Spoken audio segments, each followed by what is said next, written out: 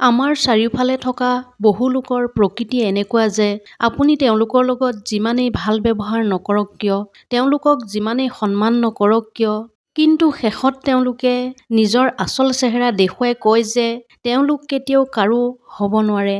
তেওঁলোক মাথো স্বাৰ্থৰ বাবে আনৰ লগত ভাল হৈ থাকে। আপুনি তেওঁলোকৰ বাবে নিজৰ জীৱনটো দিলেও তেওঁলোকে আপোনাক কেতিয়াও নিজৰ বুলি নাভাবে। বাৰিষাকাল ওচৰ চাপিছিল। পোৱালীকেইটাৰ সৈতে এহাল চৰাইয়ে নিৰাপদ স্থানত এটা বাহ বনাবলৈ বুলি বিচাৰি গ'ল। অলপ দূৰ গৈ নদী এখনৰ পাৰত গৈ দেখিলে দুজোপা ডাঙৰ গছ। গছ দুজোপা নিৰাপদ যেন চৰাইহালৰ অনুভৱ হ'ল।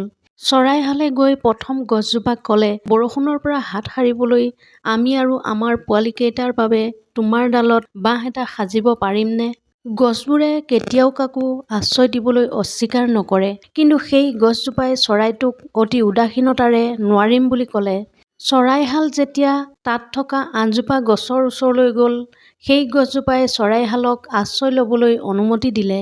বাৰিষাৰ আৰম্ভণিতে এদিন প্ৰচণ্ড বতাহ বৰষুণ হৈছিল। প্ৰথম গছজোপাই বতাহ বৰষুণ সহ্য কৰিব নোৱাৰি উভাল খাই পৰি থাকিল। গছজোপা পৰি থকা দেখি চৰাইহালৰ এটা চৰাই আহি গছজোপাক ক'লে, হেৰা গছ, এদিন মই তোমাৰ পৰা আশ্ৰয় বিচাৰি আহিছিলোঁ, কিন্তু তুমি মোক নাকচ কৰিছিলা। আজি ভগৱানে তোমাক সেই অহংকাৰৰ বাবে শাস্তি দিলে। গছজোপাই তেতিয়া অতি শান্তভাৱে উত্তৰ দিলে, শুনা চৰাই, ভুল নুবুজিবা। মই জানিছিলোঁ মোৰ শিপাবোৰ দুৰ্বল আৰু ডাঙৰ বতাহ বৰষুণ আহিলে মই তিষ্ঠি থাকিব নোৱাৰিম। মই তোমালোকৰ জীৱন বিপদত পেলাব বিচৰা নাছিলোঁ, গতিকে তোমালোকক কঠোৰভাৱে নাকচ কৰিবলগীয়া হ'ল, ক্ষমা কৰি দিবা। তেতিয়া চৰাইটোৱে প্ৰকৃত কাৰণটো বুজি পালে। এই কাহিনীটোৰ এটাই অৰ্থ, কাৰোবাৰ অস্বীকাৰক তেওঁলোকৰ অহংকাৰ বুলি ভবা ভুল কথা। হয়, কিছু মানুহ আছে যি আনক সহায় কৰিব নিবিচাৰে বা স্বাৰ্থপৰ, সেই বুলি প্ৰতিজন নহ'বও পাৰে। কোনে জানে কোনজন মানুহ কি পৰিস্থিতিত আছে, আমি বাহিৰৰ পৰা দেখা নাপাবও পাৰোঁ। গতিকে কাৰোবাৰ বৰ্তমানৰ আচৰণৰ দ্বাৰা কাৰোবাৰ চৰিত্ৰ আৰু স্বভাৱৰ বিচাৰ নকৰিব। আমি যি খাদ্য খাইছোঁ, সেই খাদ্য এদিন বা দুদিনৰ ভিতৰতে শৰীৰৰ পৰা ওলাই যাবই লাগিব, নহ'লে আমি অসুস্থ হৈ পৰিম। আমি যি পানী খাওঁ, সেই পানী ২-৪ ঘণ্টাৰ ভিতৰত শৰীৰৰ পৰা ওলাই যাবই লাগিব, নহ'লে আমি অসুস্থ হৈ পৰিম। আমি উশাহ লোৱা বতাহ কেই ছেকেণ্ডমানৰ ভিতৰতে পুনৰ বাহিৰলৈ ওলাই আহিবই লাগিব, নহ'লে আমি মৰিও যাব পাৰোঁ।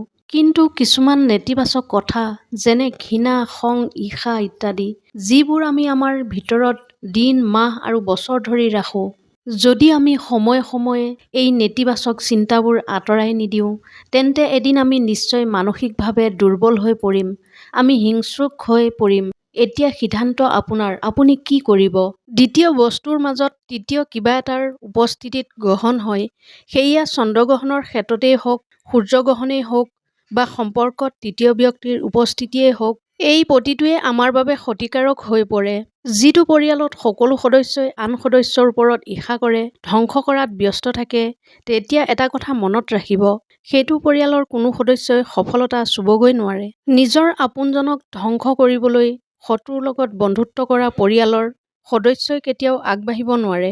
আৰু এটা কথা মনত ৰাখিব, সেইটো পৰিয়ালক কোনেও ধ্বংসৰ পৰা ৰক্ষা কৰিব নোৱাৰে।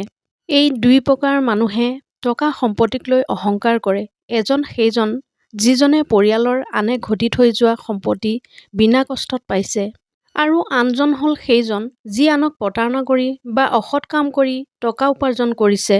সততাৰে সফল হোৱা ব্যক্তিয়ে কেতিয়াও নিজৰ ধন সম্পত্তিৰ বাবে গৌৰৱ নকৰে। এই পৃথিৱীত বহুত সাৱধানে চলিব। আপুনি আগবঢ়াৰ পথত সকলোৰে ওপৰত ভৰসা কৰিলেও কিন্তু প্ৰতি মুহূৰ্ততে সাৱধানে চলিব, কাৰণ কেতিয়াবা দাঁতেও জিভাখনকেই কামুৰে। এনেধৰণৰ মটিভেশ্যনেল ভিডিঅ' পাই থাকিবলৈ মোৰ চেনেলটো ছাবস্ক্ৰাইব কৰিবলৈ নাপাহৰিব। ধন্যবাদ।